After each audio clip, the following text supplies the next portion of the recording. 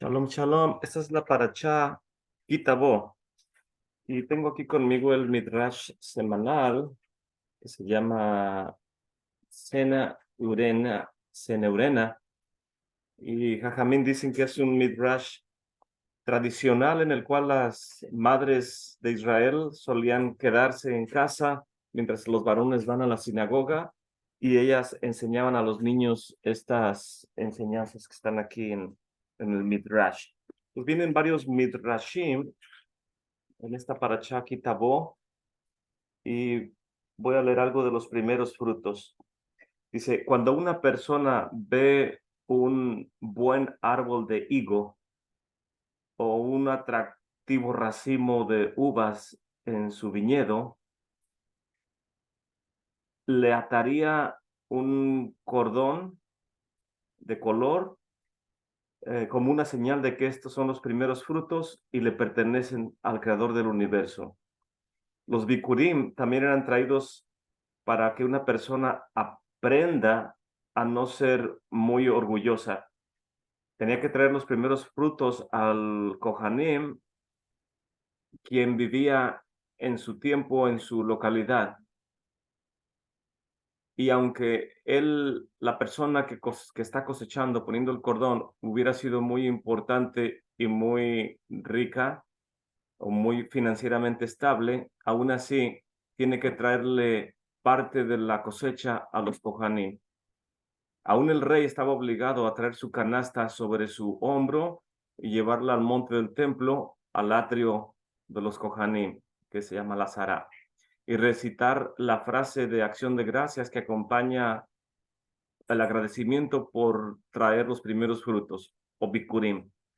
Con esto mostraba a la persona que no debería pensar de sí mismo más de lo debido y reconocía que el Eterno había cumplido su promesa de que nos ha traído a la buena tierra y nos da el fruto de la tierra.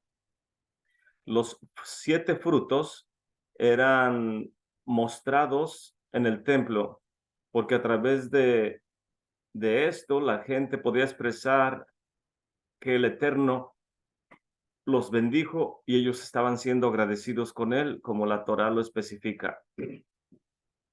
Los espías habían hablado que el Eterno no tenía el poder de traer a Israel a la buena tierra, pero ahora todos sabían que el Eterno había cumplido su promesa de llevarnos a la buena tierra. No debe de decirse que Israel siempre estuvo en la tierra o que el Eterno no los había traído ahí. Por esta razón, uno tiene que especificar y declarar cuando trae los bikurim, y como dice la escritura en el libro de Deuteronomio 26:5, un arameo intentó destruir a mi padre. Labán, el arameo, deseaba destruir a nuestro patriarca Jacob, y así Jacob descendió a Egipto con un cuanto número de personas.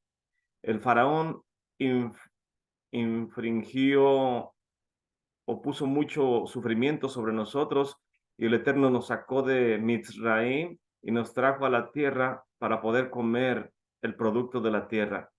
Aprendemos de esto que cuando las cosas funcionan bien para una persona, él debe de recordar que cuando estaba en condiciones deplorables, no tenía lo que ahora tiene. Por esta razón, es una ocasión de alegría traer los bikurim, hablar del exilio de Egipto y cómo el Eterno nos ayudó y que Él siempre ayuda a su pueblo y nunca nos olvida. Eso es lo que dice el Midrash, que tenemos que aprender a ser agradecidos delante de nuestro Padre Celestial. Voy a tomar un libro de la Mishnah.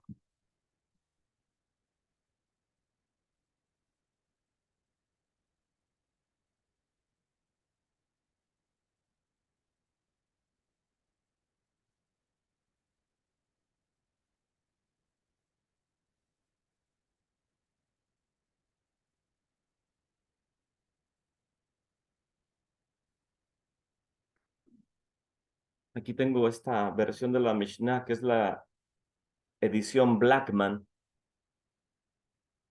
Aquí dice Philip Blackman. Y este es el tratado Seraim, significa semillas. Y aquí en el tratado Semillas tenemos los diferentes temas. Berakot, que son oraciones. Pea, la esquina del plantío de Mai, no recuerdo qué significa. Kilaim, creo que es la mezcla de semillas. Shevit, Terumot, Maserot, Maser Sheni, el segundo diezmo. Jalá, Orlá, Bikurim, que es el tema en el que estamos hablando. Entonces lo voy a buscar aquí. Bikurim viene en la página 463.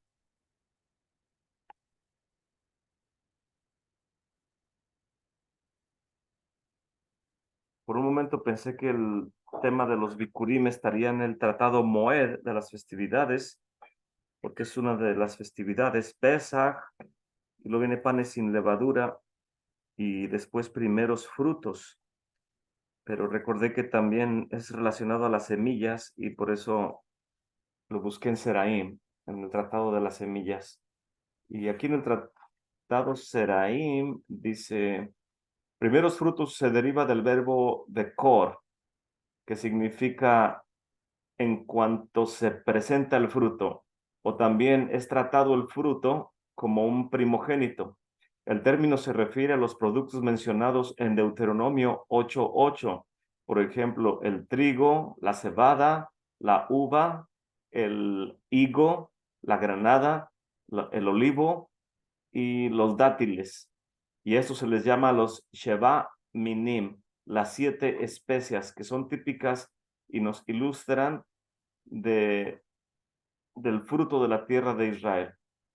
El tratado contiene 4 capítulos, pero algunas ediciones omiten el último, el cual de hecho no forma parte de la Mishnah, pero es una adaptación que explica y es tomada de la Tosefta Bikurim. De hecho, hay 4 diferentes versiones de este cuarto capítulo y varían sus textos considerablemente unos de los otros. El texto que viene aquí en la edición Blackman está usado y es el que se usa, perdón, en la mayor parte de los Mishnayot en sus diferentes ediciones y algunas de las más importantes variantes se indican en las notas.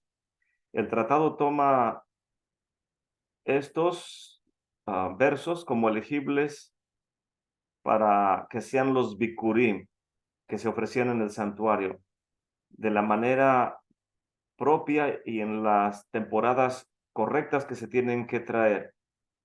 Y todas las ceremonias del templo relacionadas con la ofrenda de primeros frutos. El tratado se basa en Éxodo 23:19 y Deuteronomio 26:1 al 11 y Éxodo 23. Deuteronomio 26 dice, y será que cuando vengas a la tierra que el Eterno tu Elohim te da como herencia y la poseas y mores en ella, y deberás de tomar de la primicia del fruto de la tierra y deberás traerlo al lugar que el Eterno tu Elohim te ha dado y pondrás ahí una canasta y la traerás y la pondrás delante del Eterno y el lugar donde Él ha escogido que su nombre more ahí. Y luego vienen los diferentes temas del Tratado Bikurim, capítulo 1, 2, 3 y el cuarto, que es una extensión en el tratado tomado de la Tosefta. Y nada más quiero aclarar para algunos de ustedes que la Tosefta, sabemos que nadie, de acuerdo a la escritura, nadie podemos añadirle a la santa y bendita Torah. Es lo que el Eterno habló a Moshe Rabbeinu. Moshe Rabbeinu lo puso en el Sefer Torah y nadie podemos quitarle ni añadirle. Y en ese contexto, el comentario de los sabios de Israel es la Mishnah. La Mishnah es la opinión de los sabios, sobre todo los jueces del Sanedrín, que nos dejaron esta herencia para nosotros interpretar cómo ellos veían el texto en su generación.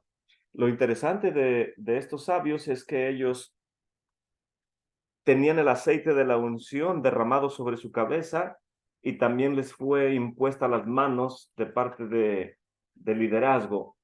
Y por eso la opinión de los sabios de la Mishnah es superior a la opinión de algunos otros comentaristas posteriores. Los textos que los sabios no consideraron lo suficientemente de peso, pero de los mismos jueces de ese tiempo, no lo pusieron en la Mishnah, pero hicieron tratados que vienen como otro cerco afuera de la Mishnah. Entonces tenemos la Torá, la Mishnah, y el perímetro que sigue se le llama la Tosefta. Son comentarios o reglamentos de los sabios de Israel en base a los versículos que no consideraron lo suficientemente importantes para venir en la Mishnah. Se le llama la Tosefta. Y de igual manera, textos que no se consideraron de suficiente peso para rodear la Mishnah y estar en la Tosefta, vienen en otro cerco o círculo que se le llama Baraita. Entonces tenemos la Mishnah, la Tosefta y la Baraita. Y en ese contexto, el, el nivel de importancia del comentario, si viene en la Mishnah, en la Tosefta o en la Baraita. Después de estas tres tenemos la Gemara, que es comúnmente conocido como el Talmud. Y tenemos las dos ediciones, el Babli de Babilonia y el Yerushalmi de Jerusalén. El de Jerusalén es más pequeño en cuanto a volumen y el Babli es el más extenso. Y cada semana los sabios de Israel y en las diferentes páginas de internet ponen la lectura de la parashá semanal, el comentario de la Mishnah, el comentario de la Gemara, del Babli o de Yerushalmi, y después vienen los comentarios también de Rashi, del Rambam, de se me fue el nombre, del arameo, el Targum, viene en la interpretación del Targum. Entonces, toda esta gama de comentarios forman lo que es la ley oral.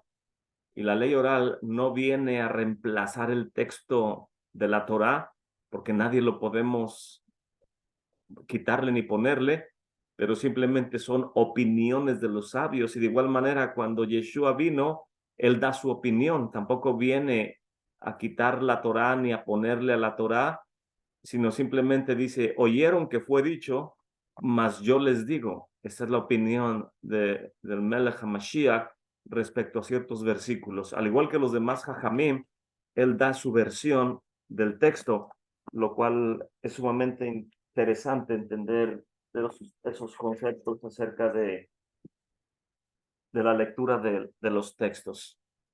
¿Alguien tiene algún comentario al respecto?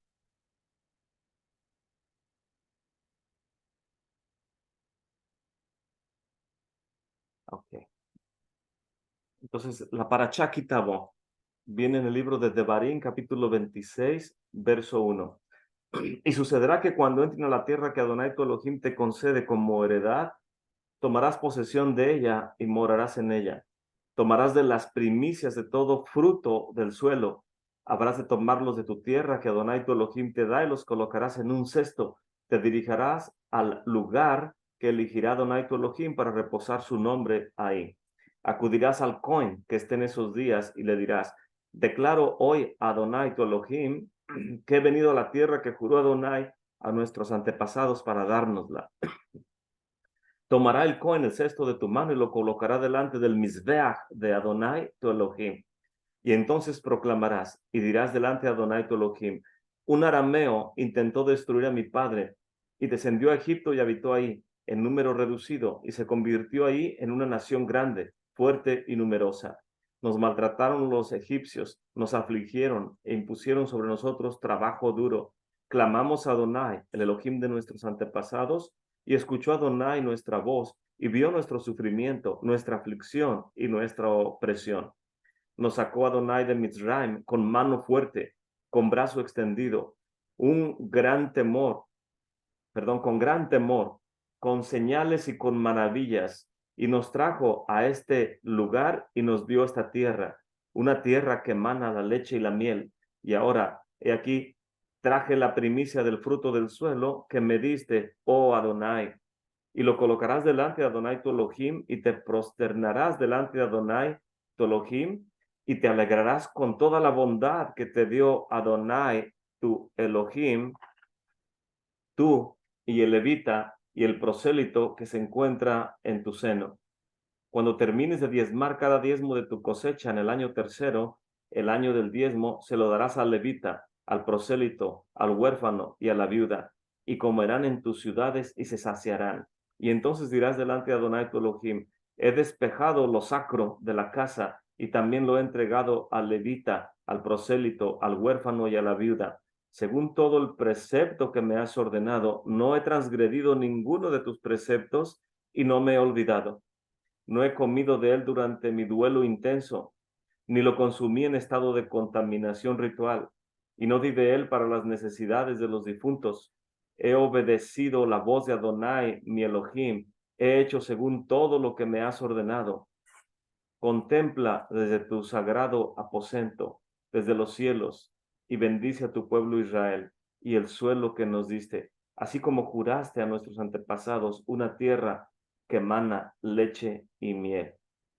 Este día, Adonai tu Elohim te ordena realizar estos decretos y las leyes. Los salvaguardarás, los realizarás con todo tu corazón y con toda tu alma. A Hashem distinguiste hoy para que sea para ti un Elohim y para marchar en sus caminos y salvaguardar sus estatutos, sus preceptos, sus juicios y obedecer su voz.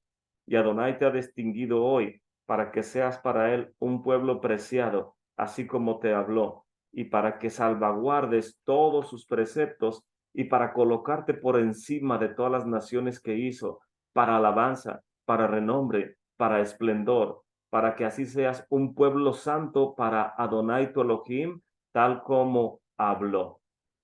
Baruch Hashem. Intenté detenerme en algunos de los versículos, pero lo que dice es maravilloso y muy hermoso. No puede uno dejar de, de que nuestros oídos escuchen esas promesas y esas declaraciones de la Torá que tiene para el pueblo de nuestro Padre, nuestro pueblo Israel. Bendito sea nuestro Padre Celestial. Y en ese contexto voy a leer un poco del Tratado Bikurim que viene aquí en la Mishnah. Dice la primer Mishnah del primer capítulo. Hay algunos que traen los primeros frutos y hacen la declaración. Algunos que traen, pero no hacen la declaración. Y otros que no traen. Esos son los que no traen.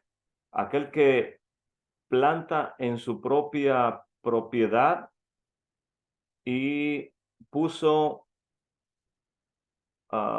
alguna planta en la propiedad de otro o en propiedad pública.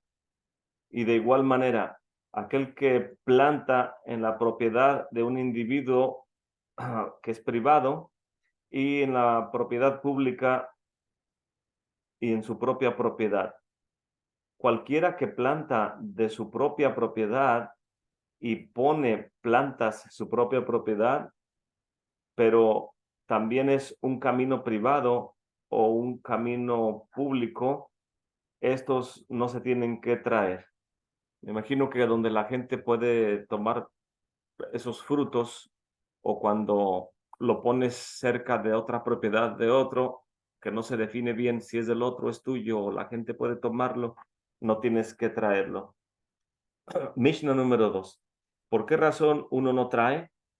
Porque está dicho, lo mejor de los primeros frutos de tu tierra,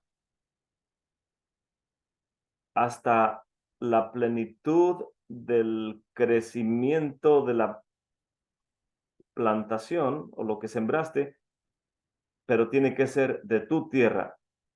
Aquellos que rentan un plantío y tienen que pagar al que les rentó el terreno, y aquellos que pagan una cantidad por la cosecha, o aquellos que son ocupantes ilegales en algún terreno, o un ladrón, todos estos no traen bikurim, porque está dicho, lo mejor de los primeros frutos de tu tierra. Aquí claramente, si tú estás rentando o alguien te rentó su propiedad para que siembres, en este caso, árboles de olivo o granados o alguna de las especias de la tierra de Israel, que son 7, no estás obligado a traer bikurim. Y por cierto que no se traen obviamente bikurim de otras naciones, tienen que ser de tu tierra, de la tierra de Israel. La Mishnah número 3. Los primeros frutos son traídos solamente de las 7 especias, pero no de dátiles que están en el valle, o fruto del valle, o de los olivos que no son de lo mejor. Los primeros frutos no se traen antes del festival de las semanas, y los hombres del monte Seboim traían sus primeros frutos antes del festival de las semanas o de Bikurim, pero no se aceptaban lo que ellos traían, porque está escrito en la Torá, y en la festival de la cosecha, los primeros frutos de tu trabajo, lo cual tú cosechaste en el campo. Entonces vemos que la Torá nos da el mandamiento, pero no nos describe las condiciones en las cuales se pueden traer los primeros frutos. Y esa es la importancia de tener la ley oral, porque no podemos ser literalistas, como en el tiempo de la reforma de Lutero, que se decretó sola escritura, cosa que esa teología rige la mayor parte de la religión cristiana, y son sumamente demandantes, que solo lo que está escrito es lo que voy a entender y voy a hacer. La Torah en sí no te define los parámetros de llevar a cabo los misbots, y es por eso que se necesitan los ojos de los sabios de Israel para poder ver lo que está detrás del texto. Y esto es lo que la Mishnah nos está describiendo. La Mishnah número 4. Aquellos que pueden traer, pero no pueden hacer la declaración. El prosélito puede traer, pero no hace la declaración, porque él no puede decir, lo cual el Eterno juró a nuestros ancestros para que nosotros entreguemos. Pero si su madre es israelita, puede traer y hacer la declaración. Y también cuando él ora en privado, él puede decir, oh Elohim de los ancestros de Israel. O cuando él está en la sinagoga, él también dice, oh Elohim de tus ancestros. Y si su madre era una israelita, él también puede decir, oh Elohim de nuestros ancestros. Pues vemos lo que los sabios nos recomiendan a los que no podemos comprobar que somos naturales de Israel, y que no podemos comprobar que nuestra madre es judía. Halágicamente tenemos que hacer nuestra declaración como Jacamim nos lo está diciendo. Y podemos ver en este contexto que si la condición del individuo va cambiando, entonces va cambiando su declaración. Si alguien está en proceso de conversión, antes de convertirse, puede decir Elohim de tus ancestros, está en la sinagoga. Pero si hace conversión y va a la sinagoga, ya puede decir, oh Elohim de nuestros ancestros. Mishnah número 5. El Rabí Elazar ben Jacob dice, una mujer cuya descendencia, perdón, quien es descendiente de prosélitos, no puede casarse con el sacerdocio o con la quejuná, a menos que su madre fuera israelita. No hay diferencia si ella es prosélito o es de los esclavos que han sido liberados, y aún hasta su 10ª generación, a menos que su madre hubiera sido israelita.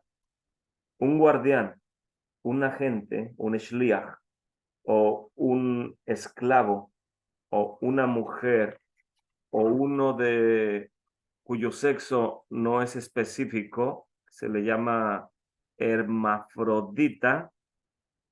Dice aquí en la nota a pie de página, una persona que posee tanto características masculinas como femeninas. Y no me refiero, o creo que no se refiere la Mishnah al hermafrodita moderno, que es de voluntad propia, que es varón y quiere vestir o parecer mujer o viceversa, sino que Jajamim, los sabios, se están refiriendo a aquella criatura que nació con un físico no específico, que aparentemente parece ser que tiene partes privadas de varón, pero a la vez parece ser que son de mujer. Entonces es lo que se está refiriendo aquí. Um, Dice, un hermafrodita, él sí puede traer, pero no hace la declaración, porque no puede decir, el cual tú, eterno, me has dado. Mishnah número 6. Si uno trae dos árboles en la propiedad, perdón, si uno compró dos árboles en la propiedad de su vecino, él puede traer, pero no hace la declaración. El Rabí Meir dice, él puede traer y él hace la declaración. Si el pozo se secó y los árboles fueron cortados, él puede traer, pero no hace la declaración. El Rabí Yehuda dice, él puede traer y él hace la declaración. Desde el Festival de las Semanas hasta el Festival de Sukkot, uno puede traer y hacer la declaración. Pero desde el Festival de Sukkot hasta el final de la dedicación, uno puede traer, pero uno no hace la declaración. El Rabí Yehuda dice, puede traer y hace la declaración. Mishnah 7. Si uno separó sus primeros frutos y entonces vendió su campo, él puede traerlos, pero no hace la declaración. Y la persona que compró no trae del tipo de producto, pero él puede traer de otro tipo de producto y hace la declaración. El Rabí Yehuda dice, él puede traer, aun si el mismo tipo de producto hace la declaración. Mishnah 8. No se las voy a leer todas, nada más algunas de ellas.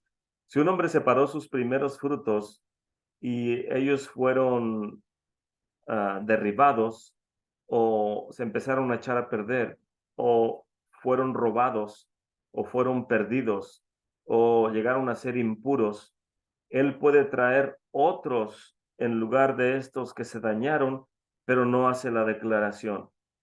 Y los frutos sustitutos no son sujetos a añadir un quinto. Si ellos llegaron a convertirse en impuros en el atrio del santuario, él los puede esparcir, pero no hace la declaración.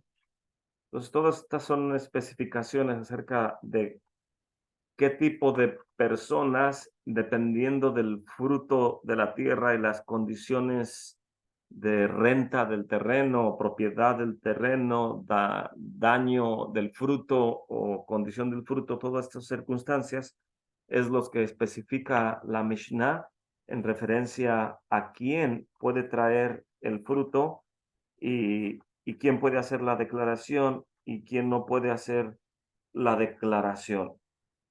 Venía una Mishnah que quería leerles, voy a ver si la encuentro.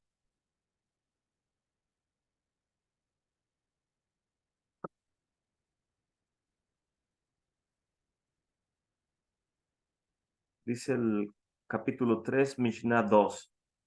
Cómo ellos ascienden a Jerusalén con los primeros frutos. Todos los pueblos más pequeños donde estaban los Ma'amad, significa los representantes comunitarios de cada tribu, se reunían en el pueblo donde llegaban y moraban o pernotaban esa noche en las calles del pueblo, pero no entraban a las casas de los habitantes de ese pueblo.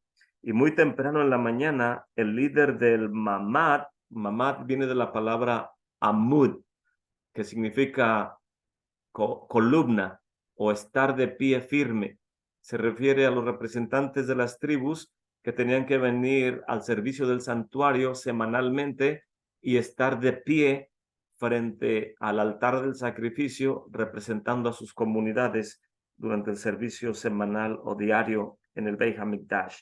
Entonces, muy temprano, el líder de ese Ma'amad, o de ese grupo de representantes comunitarios que llegaban a diferentes pueblos en su camino a Jerusalén, se levantaba temprano y decía: levántense y subamos a Sión, a la casa de Adonai, nuestro Elohim.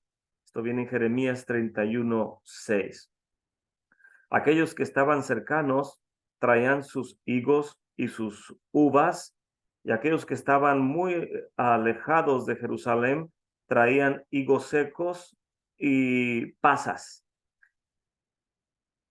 Y un buey iba delante de ellos con los cuernos decorados con hilos o decoraciones doradas y una corona de hojas de oliva sobre la cabeza. El flautista tocaba delante de ellos hasta que llegaban cerca de la santa ciudad de Jerusalén.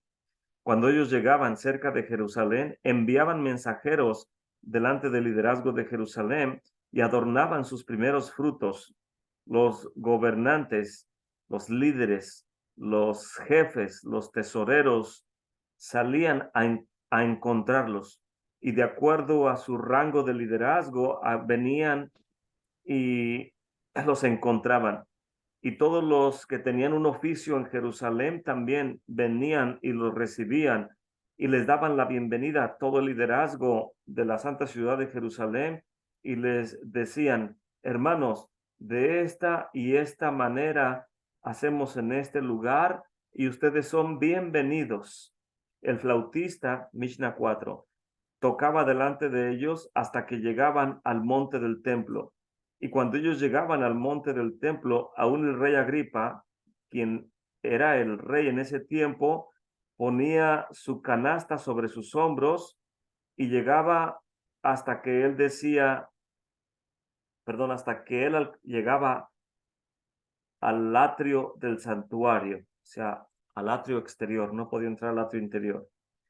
Cuando llegaba al atrio exterior del templo, los levitas ya estaban cantando: te exaltaré, oh Eterno, porque tú me has levantado y no has hecho que mis enemigos se regocijaran sobre de mí. Ese es Salmo 30.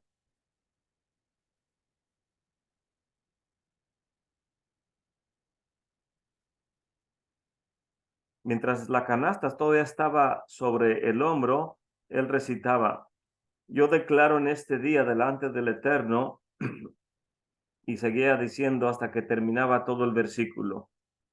El Rabí Yehuda dice, hasta que llegaba al versículo que dice: un arameo fue mi padre, y cuando llegaba a la frase que dice: un arameo fue mi padre, entonces pone la canasta sobre su hombro y la sostiene del aro, y el Cohen pone su mano sobre abajo de la canasta y la comienza a mecer.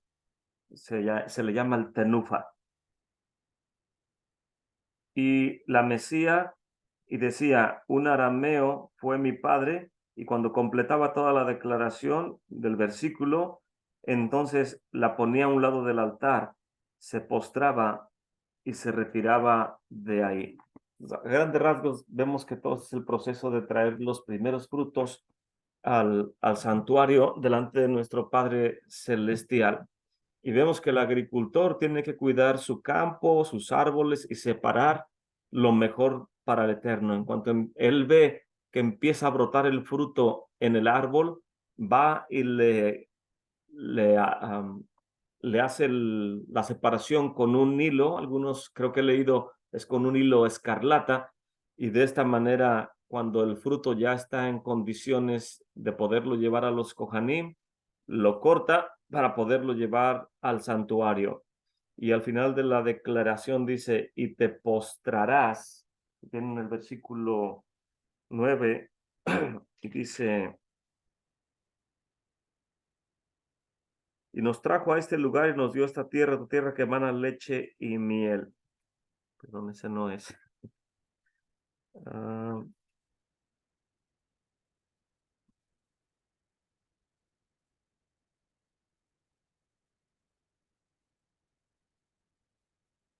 la palabra hebrea es yishtabach, y te postrarás. Y es una también de las oraciones que tenemos en Pesukei de Simra, que se mencionan 15 veces el, la santidad del nombre del Eterno y representa en este sentido como uno se postraba en el santuario. Entonces, postrarse o yishtabach en todo el Humash en, y en todo Corbán no se postraba uno, no viene esta mención, sino que lo menciona aquí en Bikurim. Y el Midrash dice que uno se postra y eso significa que en lenguaje corporal está haciendo una total sumisión delante del Eterno. Así como Abraham, nuestro padre, dice, iremos en la lectura de la Keida, iremos y nos postraremos. Y cuando fuimos redimidos de Misraim, en el mérito de Abraham, fuimos redimidos porque él se postró delante del Eterno.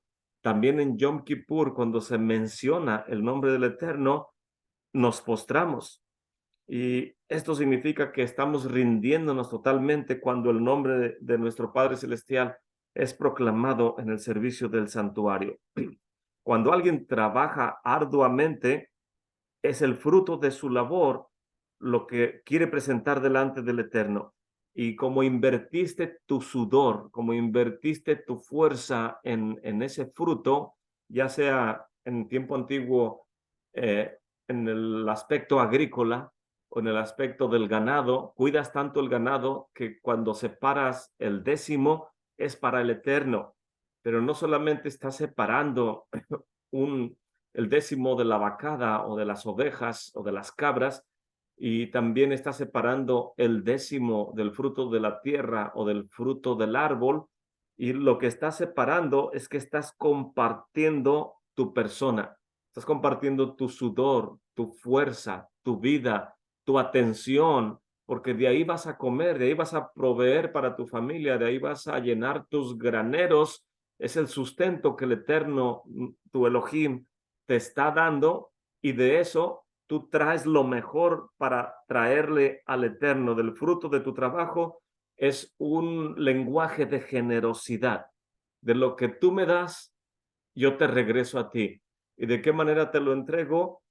Lo traigo al santuario porque es parte de las 24 porciones que le corresponden a los Kohanim, los Bikurim, el Terumá Sheni, el diezmo, segundo diezmo, el 10% o el primogénito de la vacada y en este caso el 10% del grano o del fruto del árbol, todo lo trae uno con toda la generosidad de nuestro corazón para ser agradecidos delante del Eterno y nos postramos delante de Él reconociendo que todo viene de su mano amplia, abierta, santa y generosa, y que no dependemos de las manos de los hombres para nuestro sustento, sino de la mano de nuestro Padre Celestial, bendito sea su nombre.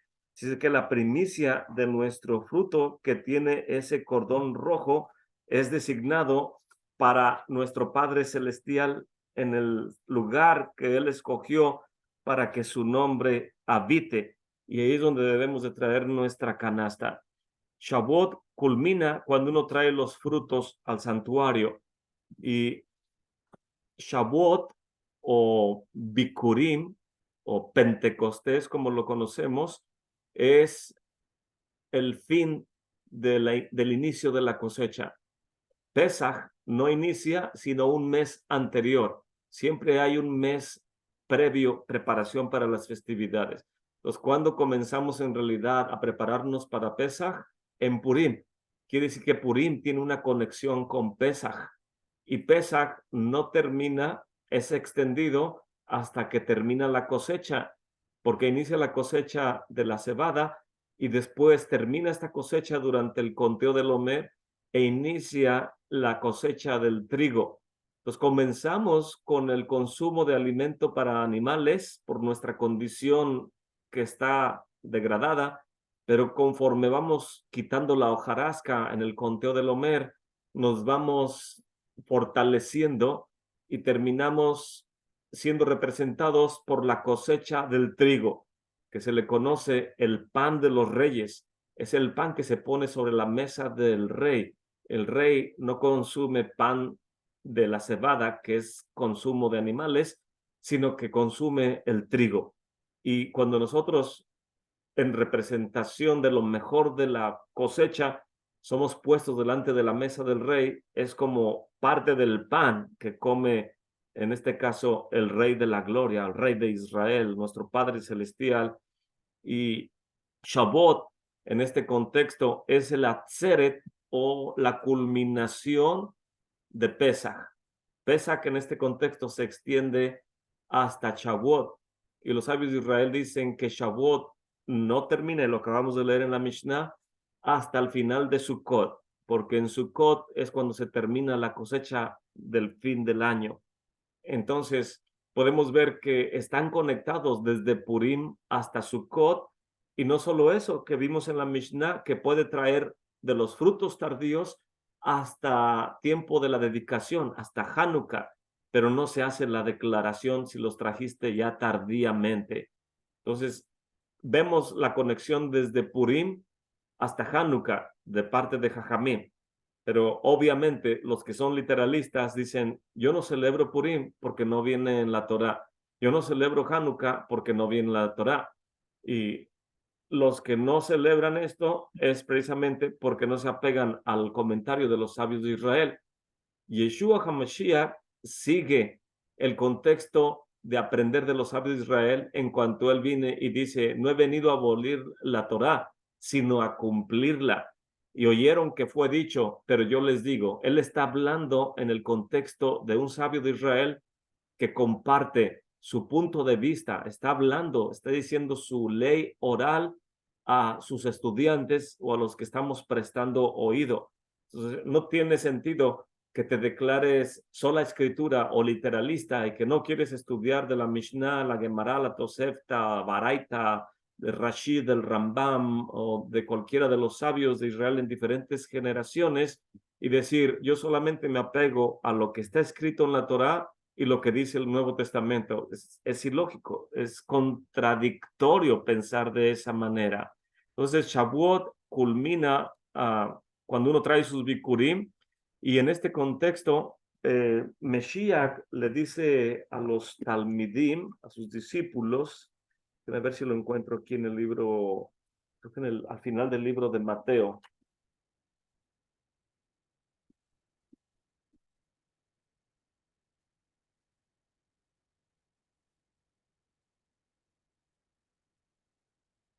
Lo que se llama, creo que es la Grande Comisión.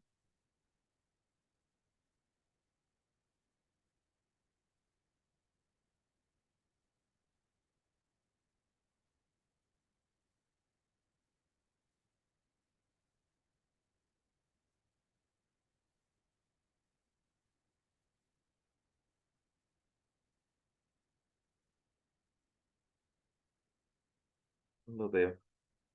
Entonces, cuando dice Mesías, no salgan de Jerusalén hasta que sean llenos, bien en el libro de los Hechos, el primer capítulo.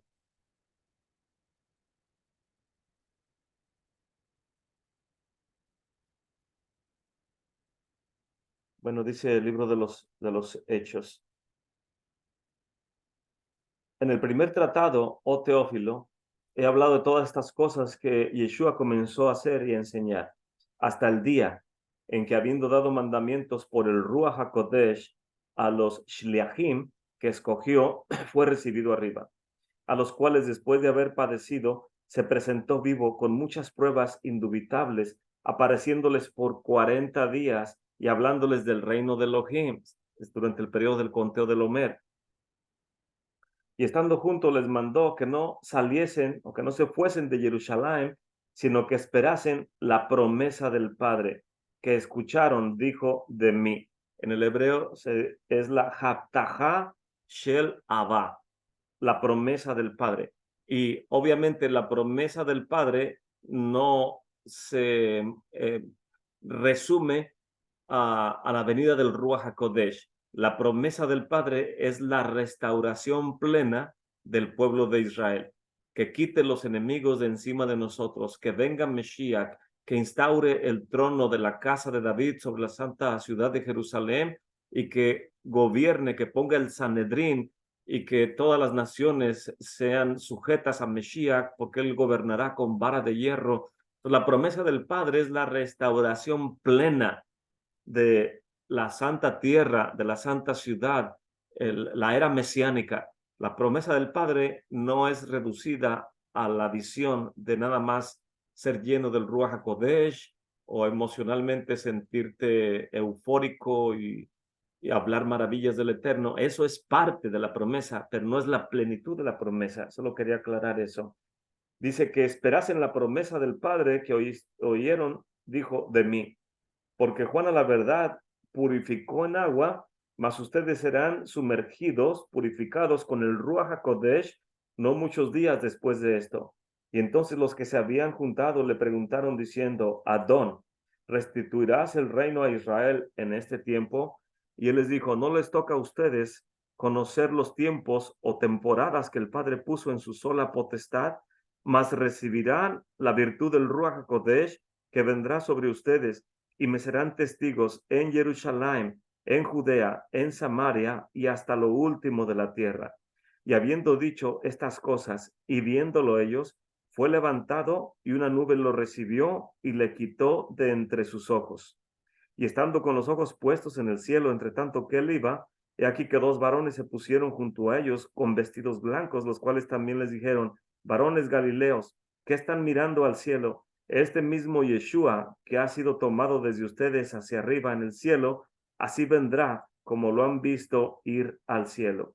Y entonces se volvieron a Jerusalén desde el monte que se llama del Olivar, el cual está cerca de Jerusalén, camino de un día de Shabbat. Entonces vemos ahí que Yeshua les está diciendo, que no salgan de Jerusalén hasta que sean llenos del poder de lo alto. Voy a continuar leyendo algo. Quería me recordé que tenía ayer la Mishnah en el Tratado Sanhedrin, y aquí en el capítulo 1 más adelante dice, verso 13, y entrando subieron al aposento alto, significa al monte del templo, al santuario, a la casa que está arriba. Todo el mundo sabe en Israel que cuando uno llega a una ciudad, lo primero que hace es construir la mikvah para que la comunidad pueda purificarse antes de presentarse en el servicio al Eterno. Y después de construir la mikvah, es propio construir la sinagoga. La sinagoga tiene que construirse en la parte más alta de la ciudad. Se reúnen los miembros de la comunidad, el minyan, los varones, las familias, dicen, vamos a cooperarnos para construir una sinagoga en nuestro pueblo, en nuestra ciudad. Y lo correcto es que la sinagoga esté en la parte superior, por sobre todo cualquier casa, por muy rico o por muy alto que esté un terreno de alguna familia, ese lugar más alto es para la sinagoga, donde el nombre del Eterno va a ser proclamado. No es para que uno se glorifique, que la sinagoga esté abajo en el valle y tu casa esté muy ostentosamente arriba en la parte superior. Entonces, lo que trato de exagerar en la descripción es que el templo en Jerusalén está sobre el monte Moria, el lugar que el Eterno escogió, y la ciudad de David, que es Jerusalén antigua, está en la parte baja y el templo siempre estaba en la parte superior. Cuando después, por la construcción del templo, fue creciendo la ciudad hacia el lado noroeste, se le llama la Jerusalén de arriba o de la parte superior, leemos en la Gemara que el rey Agripa se sentaba en su patio de su casa y podía ver el altar y los Kohanim haciendo la faena en el santuario, cosa que los Jajamim de su generación dijeron, no es correcto que se vea la faena desde arriba, y mandaron poner un muro para que el rey Agripa no pudiera ver desde su patio. Es obvio que no es correcto que una persona esté como se pone uno en la sala de su casa, con el control remoto en la mano, extendiendo tus pies y con una bebida fría, viendo algún programa de televisión. En ese contexto, el rey Agripa no podía estar en una condición así, refrescándose, sentado, observando la faena de los Kohanim. Si quieres ver a los Kohanim y tomar parte del servicio, tienes que ir al santuario. No es un espectáculo, es lo que trato de decir, sino que tienes que mostrar tu reverencia. Entonces, fue puesto un muro para que no lo viera. Y vemos en este contexto lo importante del servicio en el santuario. Entonces, el aposento alto es el santuario en Jerusalén. Es lo que dice el versículo 13. Y ahí estaban Pedro, Jacobo o Jacob, Johanan, Andrés, Felipe, Tomás, Bartolomé, Mateo, Jacob ben Alfeo, Simón el celote y Yehuda, el hermano de Jacob. Todos estos perseveraban unánimes en la oración y con ruego, con las mujeres y con Miriam, la madre de Yeshua, y con sus hermanos. En aquellos días, Pedro, levantándose en medio de los hermanos, y dice entre paréntesis, y era la compañía reunida o el conjunto de personas como de 120 en número. Entonces, vemos ahí que de acuerdo a la halajá, 120 es el mínimo requerido para formar una congregación, una comunidad o un grupo que es reconocido como un pueblo delante de los sabios de Israel. Halágicamente se necesitan 120. Y cuando estaba leyendo el tratado Sanhedrin, tengo aquí en mi mano, me llamó la atención que viene aquí la lista de los 120. Me lo encuentro rápidamente. ¿Alguien tiene algún comentario mientras encuentro ese versículo o esa Mishnah?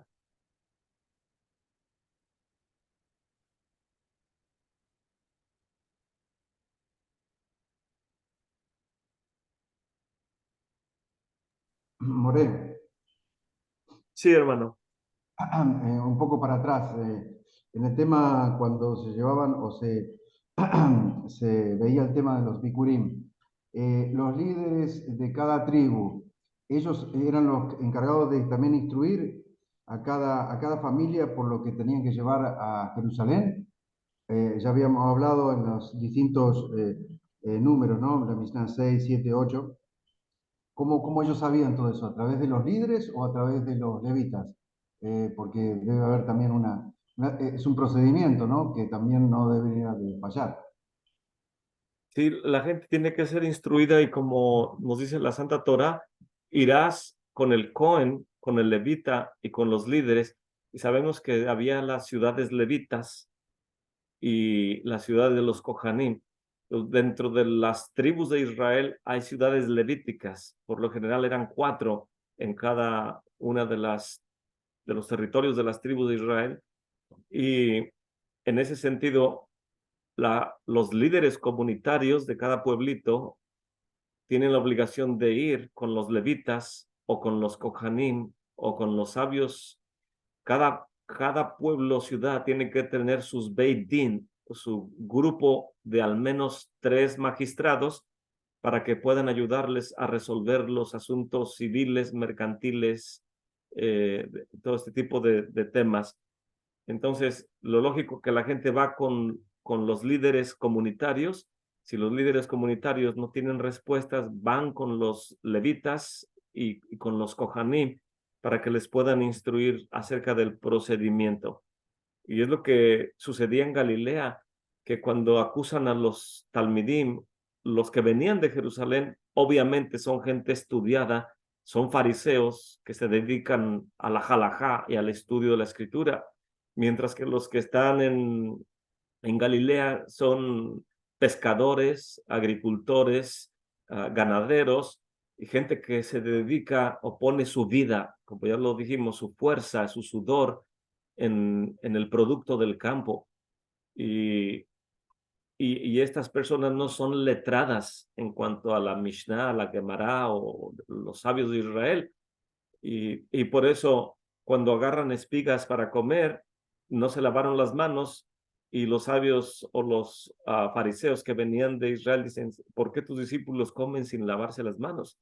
Y ellos, obviamente que no están letrados, no los vamos a juzgar porque no son estudiosos como ustedes, son gente de campo, son gente que dedica su vida al producto o al ganado o a la pesca. Entonces sí, es siempre responsabilidad de los que saben más ayudar a los que saben menos y es obligación del que sabe menos poner en práctica el consejo que pide para que no se desvíe, porque la Torah misma nos dice, irás y todo lo que te diga el levita o el cohen o el juez pondrás en práctica y no te desviarás ni a izquierda ni a derecha. Entonces, tanta responsabilidad es preguntar para aprender como aprender para enseñar en este contexto. Y ya lo Excelente. encontré. Viene en el Tratado Sanedrín, capítulo 1, Mishnah 6. Dice, el grande Sanedrín contaba con 71 magistrados y el Sanedrín menor, se le llama el Sanedrín Kataná, con 23 magistrados. ¿De dónde sacamos que son 71? Porque está escrito, Números 11:16, reúneme 70 ancianos de Israel. Con Moshe como líder, forman 71. Rabí Yehuda Omer, el Rabí Yehuda dice 70. ¿De dónde sacamos que el pequeño Sanedrín son 23? Porque está escrito, y la congregación debe de juzgar, Números 35, 24 al 25, y la congregación entregará. Una congregación va a juzgar y otra congregación va a liberar, lo cual nos enseña que para que haya una acusación tiene que haber también defensa. Y si una congregación acusa, una congregación defiende. ¿Y de dónde sabemos que una congregación son al menos 10 varones? Porque está escrito, ¿por cuánto tiempo tengo que tolerar a esta perversa generación? Números 14:27. Josué y Caleb fueron excluidos de esos 10. Y entonces tenemos que traer 3, 10 que acusan, 10 que defienden, y para que no sea un voto unánime, que 10 dijeron que lo acusan y 10 lo defienden y quedan empatados, se tienen que traer 3 más.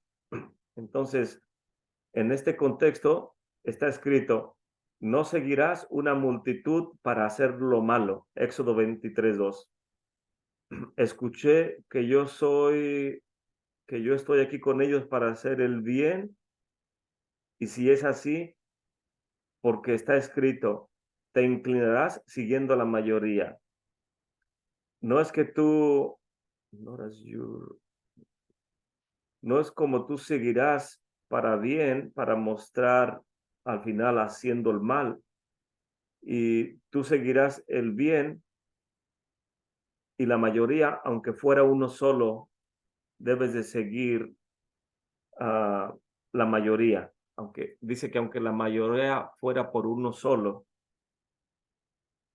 y si tú sigues el mal, y porque la mayoría son 2 por encima de la otra cantidad, y así una corte no puede ser en números iguales, siempre se tiene que añadir, y esto es lo que forma los 23. Si añades a 10 1 y al otro 10 1, va a seguir lo mismo, van a ser 11 y 11. Entonces añades uno más, quiere decir que a los 10 y a los 10 le añades 3 más.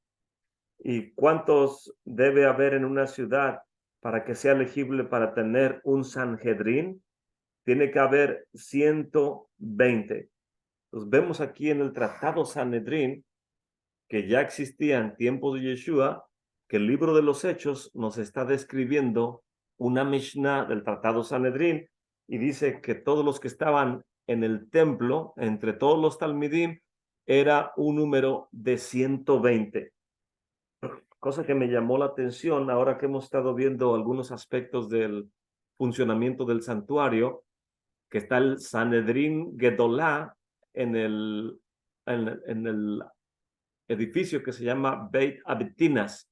Ahí estaba el Sanedrín Gedolá de 71 magistrados. Y hacia el este, en la puerta del atrio de las mujeres, de acuerdo a la Mishnah, estaba el Sanedrín Kataná de 23 magistrados. Entonces, si son casos capitales, se traen delante de los 23 jueces. Y casos que tienen que ver con juzgar un falso profeta o un pueblo que se desvió en idolatría, asuntos del rey de Israel o del Cohen Gadol, se lleva delante del Sanedrín Gedolá. Pero si es casos como pena de muerte, como un esposo que acusa a una esposa de adulterio y tal vez va a terminar apedreada a la mujer o castigada, de ese tipo de casos de pena capital se llevan delante del Sanedrín Kataná. Pero casos civiles como un buey que acornó al ganado de un vecino o destruyó tu corral o cosas así, vas delante de tus magistrados locales para resolver el caso localmente. Casos que ellos no pueden resolver localmente son enviados delante del Sanedrín de 23. Y casos que no resuelve el Sanedrín de 23, lo llevas delante del Sanedrín de 71 magistrados que están delante de la Sará, frente al santuario donde está el altar del sacrificio. Entonces, todo esto es sumamente importante por lo que el libro de los Hechos nos está narrando. Y viene aquí un comentario de la Mishnah, donde describe, voy a poner aquí para que lo vean, la lista de los magistrados que forman el Sanedrín Gedolá. Y aquí está el total, que son 120. Pero cuando lo estaba leyendo antes de Shabbat, me llamó la atención y dice, ¿cuántos habitantes debe haber en una ciudad para que sea elegible para tener un pequeño Sanedrín? Y aquí el libro de los Hechos nos está diciendo implícitamente, no explícitamente, nos está diciendo que Mesías está estableciendo una comunidad y que de acuerdo a la halajá está cumpliendo con el requerimiento de que había 120 en el aposento alto o en el santo templo y eran creyentes en Mesías. Y de esos 120 se está formando un Sanedrín de creyentes. El pueblo de Israel ya sabía que, de acuerdo a lo que dice Deuteronomio, profeta como yo, dijo Moshe Rabbeinu, les levantará el Señor y a él deberán de escuchar. Y será que toda neshama, toda alma que no escuche o preste atención a las palabras del profeta, esa alma va a ser cortada de la comunidad de Israel. Y la gente esperaba que viniera el profeta, porque cuando viniera el profeta del cual habló Moshe, va a instituir una comunidad de creyentes, una congregación escatológica, lo cual ya hemos hablado anteriormente. Y la gente esperaba en cada generación que viniera el profeta, que viniera el Mesías, que estableciera una congregación escatológica que es la que da inicio o preparación para el inicio de la era mesiánica. Cosa es que nosotros somos parte de esa congregación escatológica y que posiblemente nuestros ojos o los ojos de nuestros hijos vean la venida del Mesías, el inicio de la era mesiánica, y tenemos que conducir a componer nuestra conducta de acuerdo a la halajá, que es requerido que tengamos liderazgo, que son los ojos que nos guían para poder guiarnos. Por lo cual no basta con ser lectores de fin de semana de la parachá. Eso no basta. Es necesario poner en práctica los misbots. ¿De qué me sirve estar haciendo videos constantemente, tener toda una audiencia que me pone likes y que comparte mis enseñanzas y que estoy leyendo de la Mishnah, de la Gemara, de los sabios de Israel, y nada más soy un lector empedernido, pero no ayudo a que se formen comunidades, no ayudo a que mejoren las familias que me rodean. Entonces, ¿de qué me está sirviendo? Todo eso me va a ser demandado cuando venga Mesías.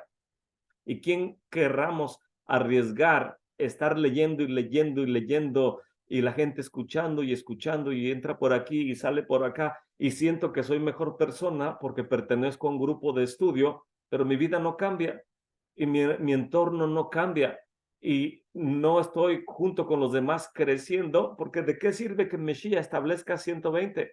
Si los 120 van a decir, pues como vino Mesías, ya no vamos a hacer ofrendas en el santuario, como dice la teología cristiana, o como muchos dicen, mi cuerpo es templo del Ruach HaKodesh, ¿para qué quiero otro templo? Estos 120 no pensaban de esa manera. Entonces, qué importante es ser dignos representantes de la herencia del Mesías. Y él está diciendo, no salgan de Jerusalén hasta que sean llenos de poder de lo alto, porque así como en el templo se presentan los primeros frutos, yo estoy presentando a mis 120 que van a sacar de ahí un Sanedrín para que puedan instruir a la comunidad y para que la comunidad cuando hace preguntas está siendo responsable de lo que van a oír sus oídos y lo va a poner en práctica. Por eso cuando personas que venían a nuestra quejilá dejan de venir y después me llaman, dicen, hermano, ¿le puedo hacer una pregunta? Les digo, pregúntenle a su rabino local, pregúntele a su maestro local, porque lógicamente usted no es miembro de nuestra comunidad, seguramente está en otra comunidad, lo cual es correcto hacer, pero allá no es mi responsabilidad guiarle como miembro de nuestra comunidad, porque usted ya forma parte de otra comunidad. Lo estoy diciendo cuando esas personas me llaman, lo digo en sentido de responsabilidad. Ok, no eres miembro de esta comunidad, lo correcto es que seas miembro de otra, lo cual está bien, no tienes que estar con nosotros, pero es tu responsabilidad como creyente en Mesías formar parte de otra comunidad. Y no hay a dónde irte, porque 12 tribus descendientes de Jacob, Abraham, Isaac y Jacob, todos tenemos que conducirnos conforme a la Santa Torah, conforme a los sabios de Israel, conforme al consejo, y no hay para dónde irte, porque donde quiera que vayas, todos tenemos que guiarnos por la misma halajá. Entonces, es ilógico que quieras dejar de ser parte de esa quejilá porque tal persona no te cae bien, el servicio es muy largo, el que habla no habla conforme a tú quieres, vas a buscar otra que sea conforme a lo que tú quieres, pero nunca vas a encontrar una que sea como tú quieres, porque lo que tiene que cambiar es uno, que tiene que ser formar parte, perdón, de esa comunidad y las comunidades nos guiamos por la halajá y no todos somos perfectos, ni como decimos secularmente, moneda de oro para caer bien en todo lo que hacemos. Uno mismo o la misma persona que está buscando perfección tampoco pone de su parte para que la comunidad funcione correctamente. Entonces, es, voy a leer esto.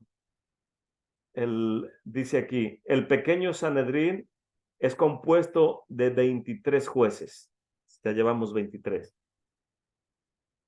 Dice, 3 equipos de 23 jueces conforman el Sanedrín mayor, que es 23 por 3 son 69, más el Nasí son 70. Entonces ya llevamos 70 o 69 más 23. Dice aquí, 10 que dejan de trabajar para voluntariamente sentarse delante de la casa de estudio y aprender lo referente a tener liderazgo en la comunidad e enseñar a la comunidad, o un minyan.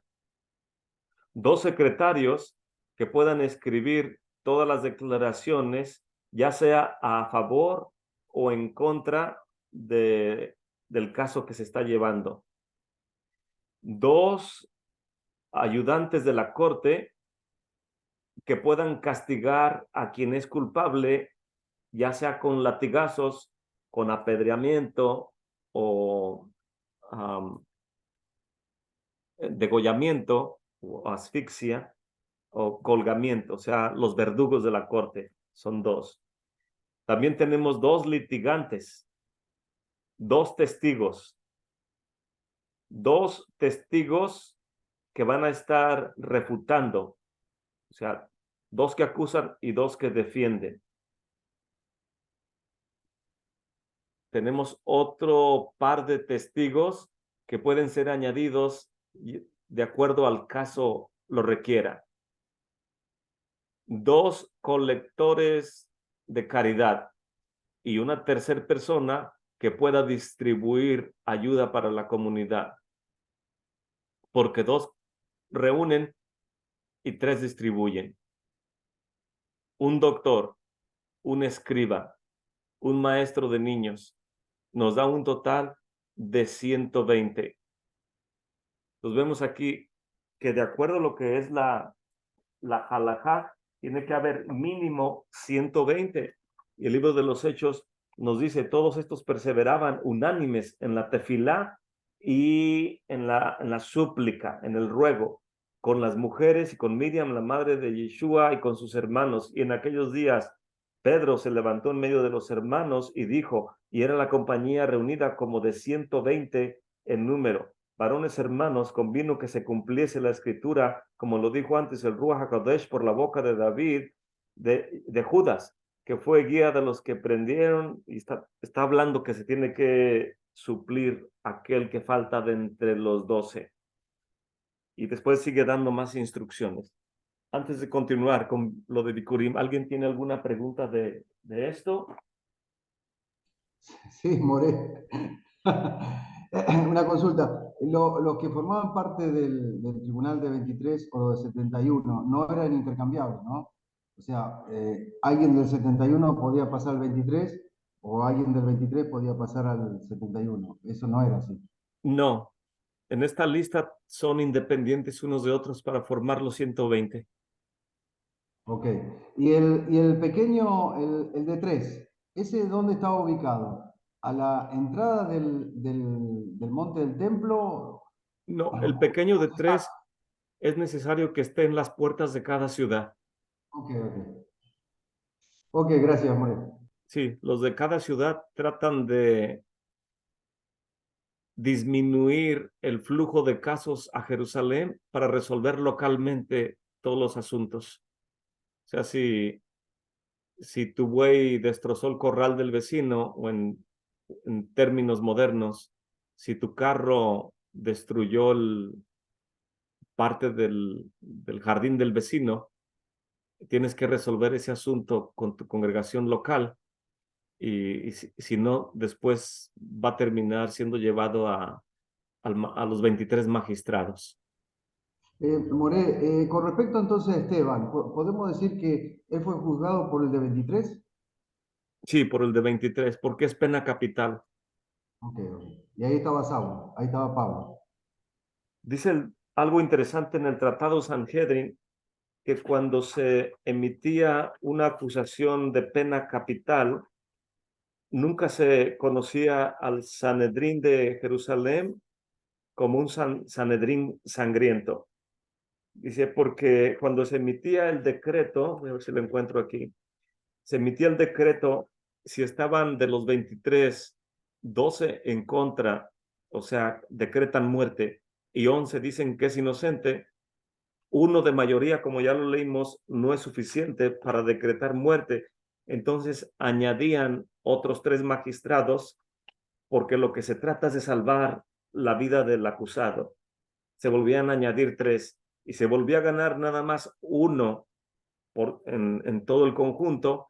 Entonces no se emitía la pena capital, seguían añadiendo otros 3 y así, no importaba cuántas veces se tuvieran que añadir, lo que busca el Sanedrín es que haya suficiente sabiduría en la comunidad para rescatar al acusado y no matarlo.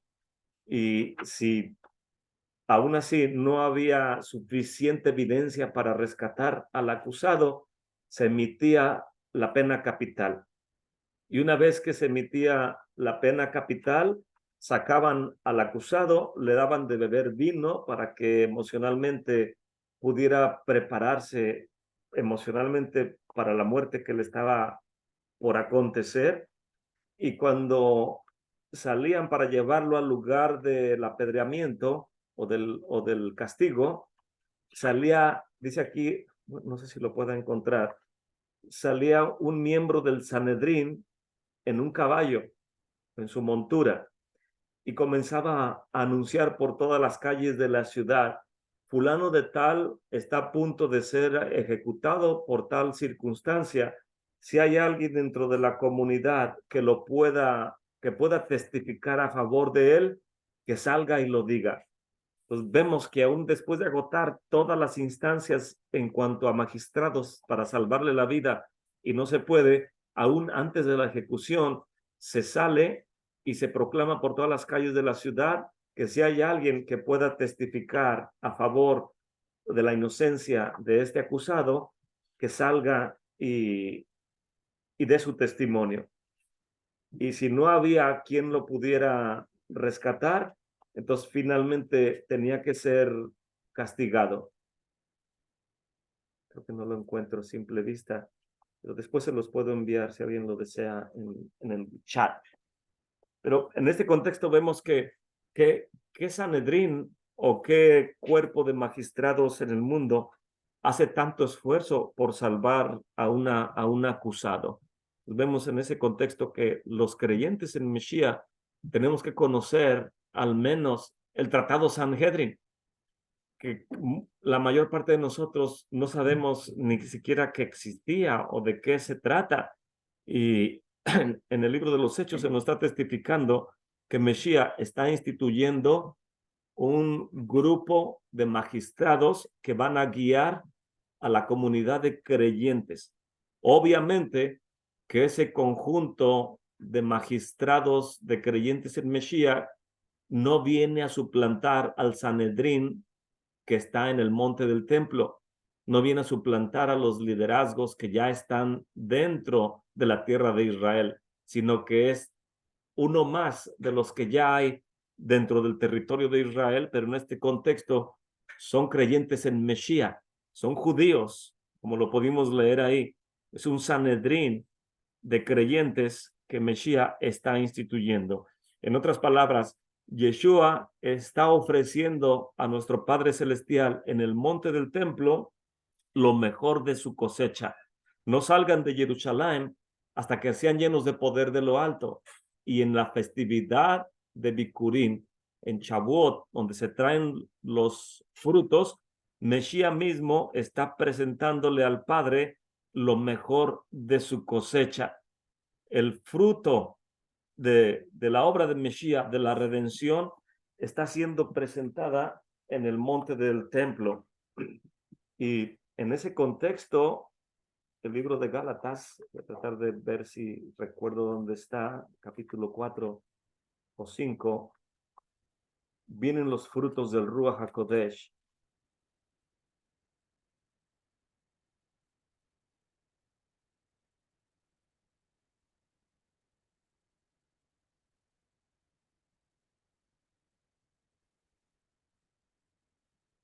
El capítulo 5 dice: digo pues, andar en el Espíritu, y sabemos que andar en la palabra hebrea es halach, caminar, o tu conducta en el Ruach HaKodesh debe ser, y no satisfaciendo las concupiscencias de la carne, porque la carne codicia contra el Ruach y el Ruach contra la carne, y estas cosas se oponen una a la otra para que no hagas lo que quieras.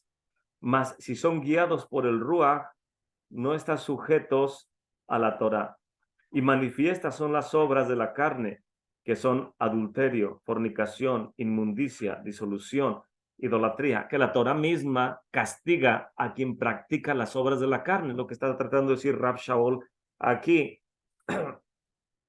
Hechicerías, enemistades, pleitos, celos, iras, contiendas, disensiones, herejías, envidias, homicidios, borracheras, banqueteos y cosas semejantes a estas, de las cuales les denuncio, como ya se los he anunciado, que los que practican esto no heredarán el reino del Eterno, mas el fruto del Ruach HaKodesh es caridad, gozo, simja, shalom, paz, tolerancia, benignidad, bondad, tová, imuná, fe, mansedumbre, templanza. Y contra estas cosas no hay Torah. La Torah viene y nos marca un parámetro para que no caigamos en idolatría, ni en fornicación, ni en inmundicia, ni disolución, ni todo lo que es la inclinación al mal o a las prácticas de denigración del individuo. Entonces, la Torá nos prescribe un parámetro para que nosotros nos apeguemos a la buena inclinación, pero cuando voluntariamente nos transformamos, y más porque tenemos el mérito de Mesías, que ya no vivo yo, más vive el Mesías que en mí. Y lo que ahora vivo en la carne, lo hago por el Hijo del Eterno que se entregó por mí. Ahora no dependo de la Torá, porque el que ama no roba, no mata, no transgrede. Entonces, la meta de la Torá es llevarnos a Mesías. Pero una vez que estamos fusionados y somos uno con Mesías, la Torá no es abolida ni es quitada. La Torá sigue ahí presente. Y cada vez que te quieres soltar de Mesías, la nana te dice, no, no, no, no, no, no. Si te separas de Mesías y transgredes el misbot, vas a ser castigado. Pero si por el amor del Mesías y por tu amor al reino, a la era mesiánica, y reconoces la redención de Mesías, ahora el amor del Eterno ha sido derramado en nuestros corazones y cumplimos obviamente la Torá porque amamos a nuestro Padre, y el mérito del Mesías nos ha transformado nuestra conducta. Pero qué caos debe ser vivir manifestando en nuestras comunidades Hash Shalom, que nunca esto acontezca en medio de nosotros, decir que somos llenos del Ruach HaKodesh y en medio de nosotros hay adulterio, fornicación, inmundicia, disolución, idolatría, enemistades, hechicerías, pleitos, celos, contiendas, y que nadie nos puede dar un consejo porque decimos que ya no necesitamos templo, que ahora somos templo del Ruach HaKodesh, y que no necesitamos liderazgo porque si el pastor de aquella congregación hace desmanes y este otro hace, ¿a dónde voy a ir? Y pues mejor me quedo yo en mi casa. Vemos la condición de denigración que hay en las mentes de las personas cuando bajamos a un plano de denigración nuestra interpretación de la escritura sin la ayuda de los magistrados, en este caso, al menos de la ley oral, del consejo del Rabí Elazar ben Jacob, que ya vimos ahí, el autor de Tamid, de Midot y de algunos de los consejos de Sanhedrin. ¿Cómo interpretar la Torá sin la ayuda de los sabios de Israel? Es un riesgo que ninguno de nosotros debemos de tomar. Contra tales cosas no hay ley, porque los que son del Mesías han crucificado la carne con sus afectos y concupiscencias. Si vivimos en el Ruach, conduzcámonos también en el Ruach, y no seamos codiciosos de vanagloria, irritándonos unos a los otros y envidiándonos unos a los otros. Entonces vemos que en la Mishnah nos dicen que el flautista va guiando a la comunidad. Se le llama el perforado, porque la flauta de carrizo tiene esas perforaciones y representa al Mesías que fue puesto por el madero y fue atravesado en las manos y en los pies y en el costado. Es el perforado el que tiene la autoridad de guiar a la comunidad y presentarse a la comunidad delante del altar con los kohanim para que su canasta puede ser puesta frente al altar del sacrificio. Entonces, en este contexto, tenemos que entender el aspecto espiritual de los bikurim. Y los sabios de Israel nos dicen que, de acuerdo a la Torá, cuando alguien va a ir a la guerra, el Cohen especifica: quien construyó una casa y no la ha consagrado, quédese mejor y construya su casa, no sea que muera y no disfrute de su casa. Quien plantó una viña y no la ha redimido, es preferible que la redima antes de ir a la guerra, no sea que muera y nunca la redima. Quien se acaba de casar y no ha llevado su esposa dentro de su casa, es preferible que se quede, disfrute de su luna de miel y esté con su esposa en su casa. Entonces, tres tipos de circunstancias: quien construye casa, quien planta una viña y quien contrae matrimonio, es preferible que haga lo propio antes de ir a la guerra y no sea que no logre cumplir lo que dice la Torá. Y en este contexto, nos preguntamos, ¿podríamos comparar una esposa con la viña y con la casa? Sí, porque el Cohen Gadol en Yom Kippur dice, he pecado yo y toda mi casa, y se le asigna una esposa adicional, no sea que su esposa que tiene llegue por alguna circunstancia a fallecer durante el servicio de Yom Kippur y no pueda decir, he pecado yo y toda mi casa. La casa es la esposa. Y en este caso, el viñedo también representa el sustento de la casa, del varón y de la esposa. Y en este contexto podemos entender que Mesías, cuando viene en el libro de Juan, si no me equivoco, ya voy a terminar con este comentario, dice que Él es la vid verdadera. Yo soy la vid verdadera y ustedes son los pámpanos.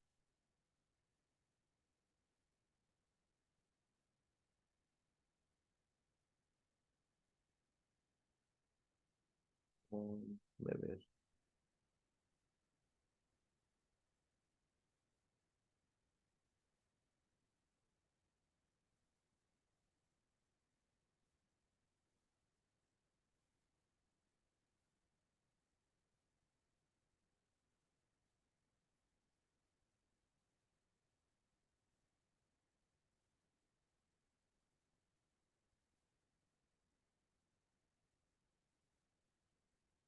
Lo veo. Se fue al monte a orar.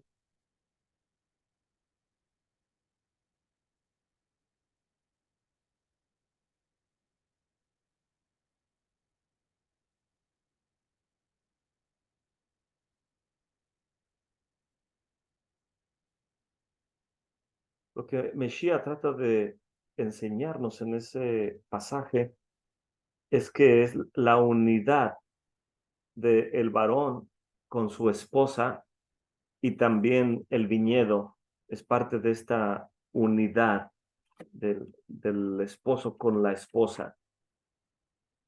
Nos viene en el capítulo 15. Dice, yo soy la vid verdadera y mi padre es el labrador. Y todo pámpano que en mí no lleva fruto, lo quitará. Y todo aquel que lleva fruto, lo limpiará para que lleve más fruto. Ya ustedes son limpios por la palabra que les he hablado. Permanezcan en mí y yo en ustedes.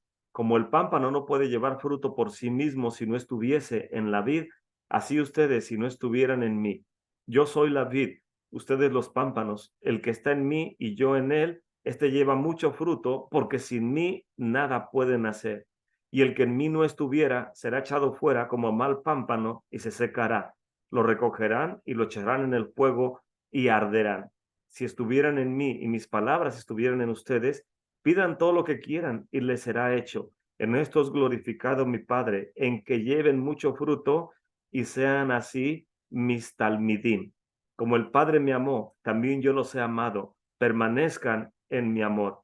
Si guardan mis votos, estarán en mi amor. Y como yo también he guardado los votos de mi Padre, yo permanezco en su amor. Estas cosas les he hablado para que mi gozo esté en ustedes y su gozo esté cumplido. Y este es mi misbot, que se amen unos a los otros, como yo también los he amado.